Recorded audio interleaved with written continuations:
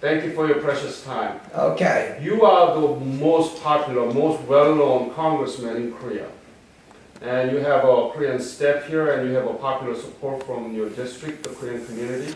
Have you imagined that your life will be so tightly connected, strongly connected with the Korean community and the Korean people? No, but I have never seen people who have been beneficiaries of any action that the United States was involved in that's been more appreciative. The Korean people, I think it's a cultural thing, change their attitudes with anybody that they think was helpful to Korea, especially during the war. And I'm the beneficiary of people loving Korea and at the same time loving the United States of America. So you couldn't find better people to have friends. That's the consistent message from the Korean veterans. I had no idea on that day, Sunday in December of 1950, we were alerted that we were going to Korea.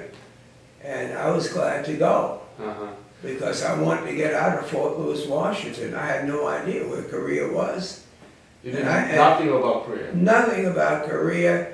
And they said it was a police action, so I thought it was a riot, and I'd go there, and, you know. And on the boat, it took us 13 days for us to be mentally trained because we were the first military to leave the United States. Mm-hmm. The 24th Division was in Japan. The 25th Division was in Japan. Mm-hmm.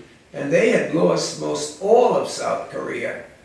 And it was a question whether we could land even in Busan. Mm-hmm.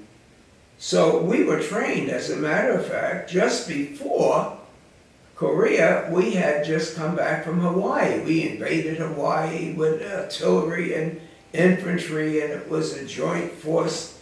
And we won in Hawaii against enemy forces. So we were prepared to go to Korea. We were able to advance from Busan, past the 38th parallel, all the way up past Pyongyang. And we were stationed then on the Yalu River, overlooking Manchuria, ready to go home before the Chinese came in. Tell me about those two incidents where that you got awarded with the Purple Heart and Bronze Star. And I know that you were engaging with a severe battle with the Chinese soldiers. Could you tell me the details about how you got? We had thought that the war was over When are you talking in the about? fall of 1950. North Koreans were surrendering all over. Mm-hmm. This was after the Incheon landing, where United Nations forces landed behind the North Koreans.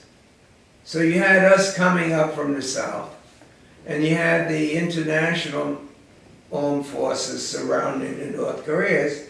So the war was really over as far as we were concerned.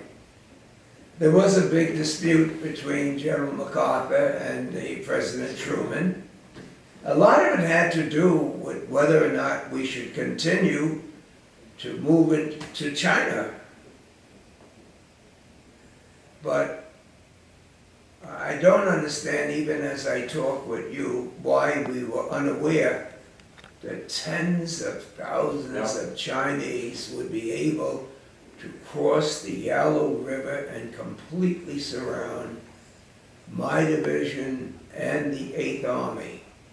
How that happened when we had air superiority, I'll never know.